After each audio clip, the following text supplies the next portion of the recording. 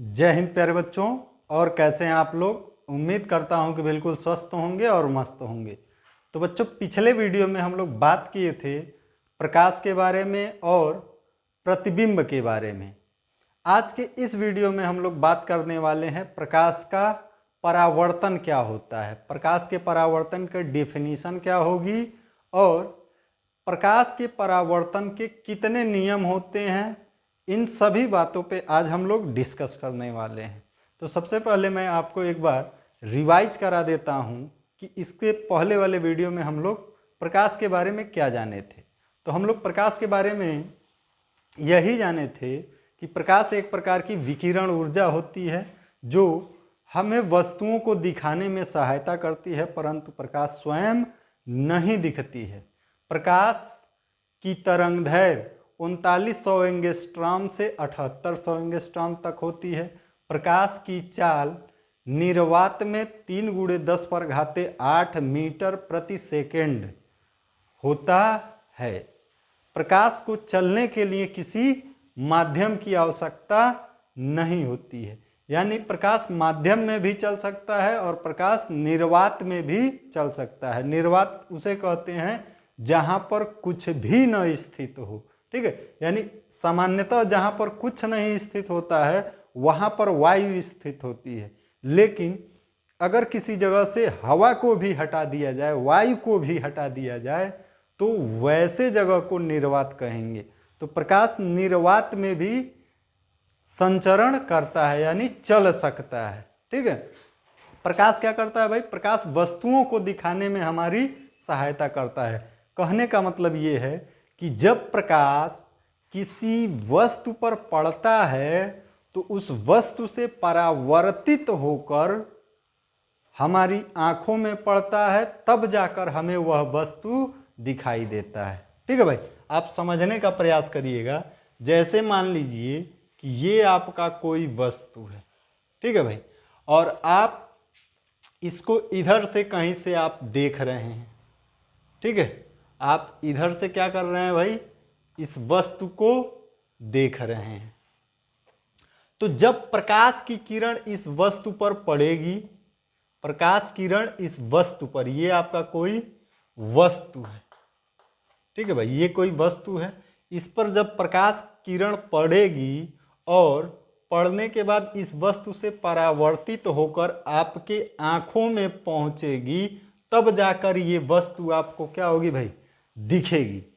और अगर इस वस्तु पर कोई प्रकाश नहीं पड़ेगा तो ये वस्तु आपको नहीं दिखेगी। बात समझ में है? जैसे आप देखेंगे कि अगर मान लीजिए आप किसी अंधेरे कमरे में हैं, यानी ऐसे कमरे में हैं जिसके अंदर कोई लाइट नहीं लगा हुआ है और रात का समय है, ठीक है, और घर के बाहर जो है बल्ब लगा हुआ है, तो अगर कोई व्यक्ति बाहर से आएगा तो आप अंधेरे वाले कमरे से उस व्यक्ति को आसानी से देख सकते हैं, लेकिन वह व्यक्ति जो बाहर है, प्रकाश के उजाला में है, वह व्यक्ति आपको नहीं देख पाएगा। ऐसा क्यों होता है? क्योंकि आप अंधेरे में हैं, लेकिन जिस व्यक्ति को आप देख रहे हैं वह तो प्रकाश के उपस्थिति में है, यानी जब प्रकाश उसके ऊपर पड़ेगा और उसके ऊपर से परावर्तित होकर आपके नेत्र तक पहुंचेगा, आपके आंखों तक पहुंचेगा, तब आपको वस्तु या वह व्यक्ति क्या होगा? दिखाई देगा। लेकिन आप अंधेरे कमरे में हैं, आपके ऊपर कोई प्रकाश नहीं पड़ रहा है, तो प्रकाश जब आपके ऊपर पड़ नहीं रहा है, तो जब तक आपके ऊपर प्रकाश नहीं पड़ेगा तब तक वह व्यक्ति आपको नहीं देख सकता। बात समझ में आया? यानी किसी भी वस्तु को देखने के लिए हमें प्रकाश होना आवश्यक है। जब तक वह वस्तु प्रकाश के उपस्थिति में नहीं आएगा तब तक हमें वह वस्तु दिखाई नहीं देगा, ठीक है भाई। तो अब हम लोग जैसे कि हम बात किए हैं यहाँ पे कि प्रकाश जो है वस्तु से परावर्तित होकर नेत्र में पहुंचती है और तब हमें वस्तु दिखाई देती है, ठीक है भाई। तो अब हम लोग वही चीज समझेंगे कि प्रकाश का परावर्तन क्या होता है, ठीक है भाई। तो चलिए फटाक से आप लोग हेडिंग बना लेंगे, प्रकाश का परावर्तन, और इसको पहले हम लोग समझेंगे, ठीक है भाई। तो मान लीजिए कि ये आपका कोई पालिशदार तल है। क्या है भाई? कोई पालिशदार तल है। इसका नाम हम लोग मान लेते हैं M1 M2। ये आपका कोई समतल दर्पण है। दर्पण मतलब जिसमें हम लोग अपना चेहरा देखते हैं, ठीक है। ये कोई समतल दर्पण है, ठीक है। जब कोई प्रकाश किरण इस दर्पण से टकराकर, इस तल से टकराकर वापस उसी माध्यम में लौट जाए जिस माध्यम से वह आ रहा है, क्या हो भाई?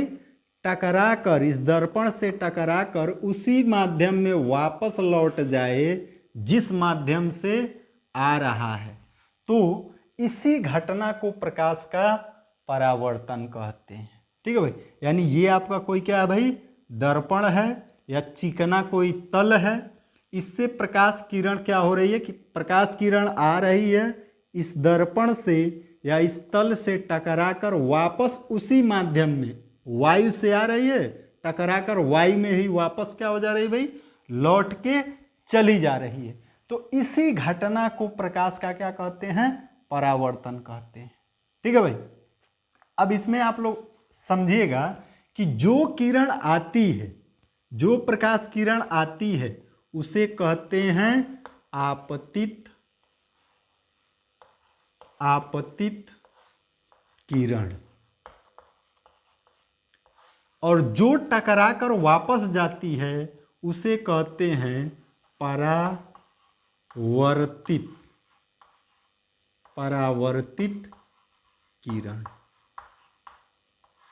और जिस बिंदु पर आकर प्रकाश किरण टकराती है उस बिंदु को कहा जाता है आपतन बिंदु। आपतन बिंदु,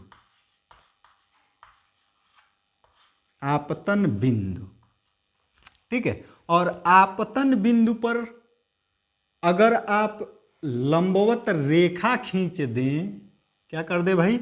आपतन बिंदु पर लंबवत रेखा, तो इस रेखा को कहते हैं अभिलंब। क्या कहेंगे भाई? अभिलंब, ठीक है। आपतन बिंदु पर खींचा गया लंबवत रेखा ही क्या कहलाता है? अभिलंब कहलाता है, ठीक है भाई।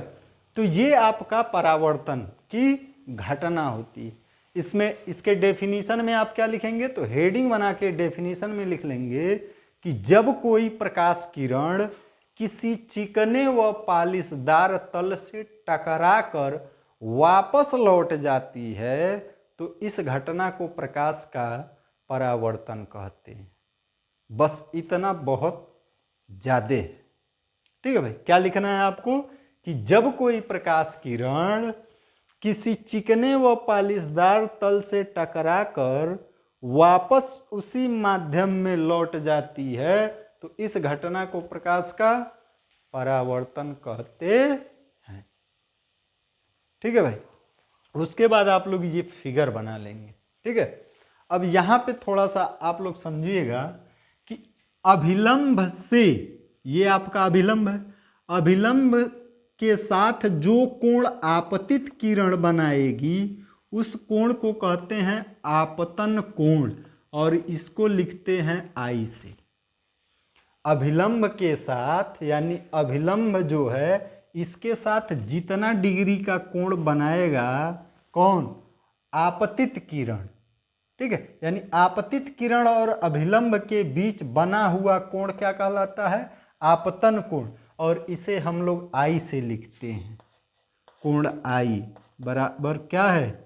आपतन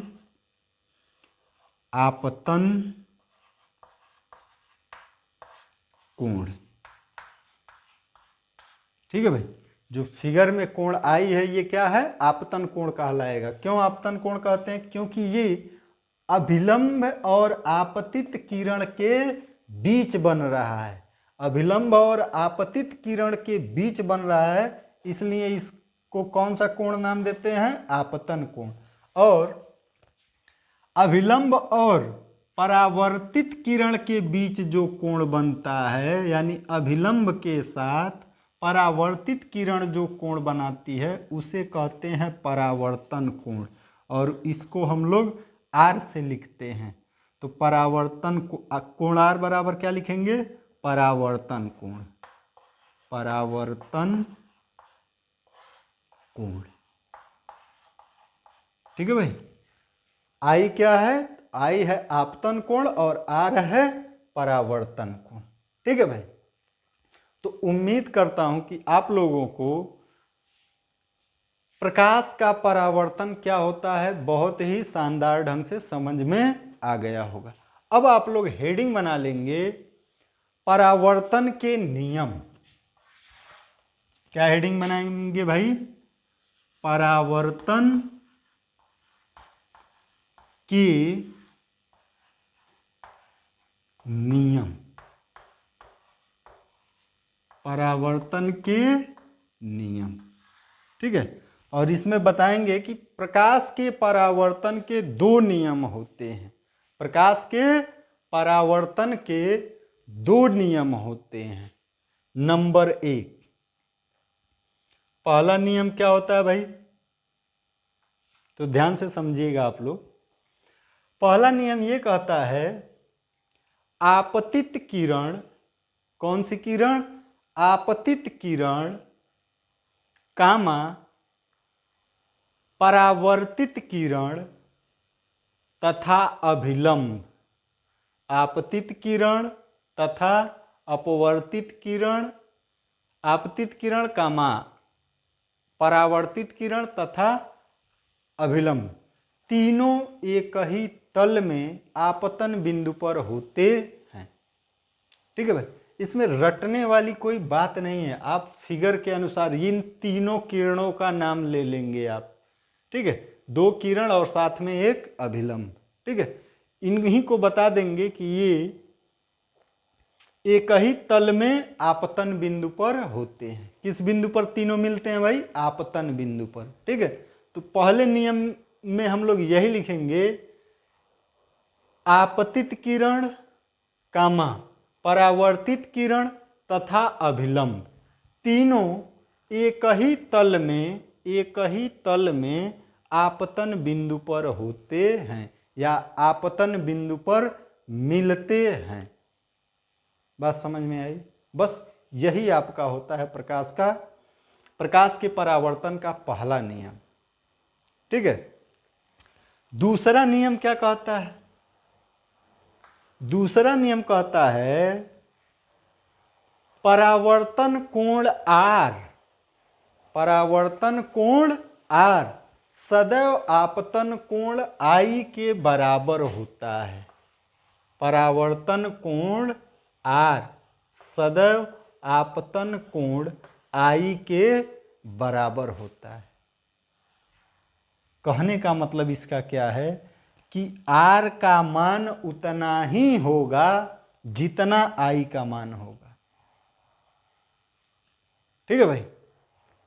यानी जितने कोण पर अभिलंब के साथ जितने कोण पर प्रकाश किरण आपतित होगी उतने ही कोण पर अभिलंब के साथ प्रकाश किरण क्या हो जाएगी?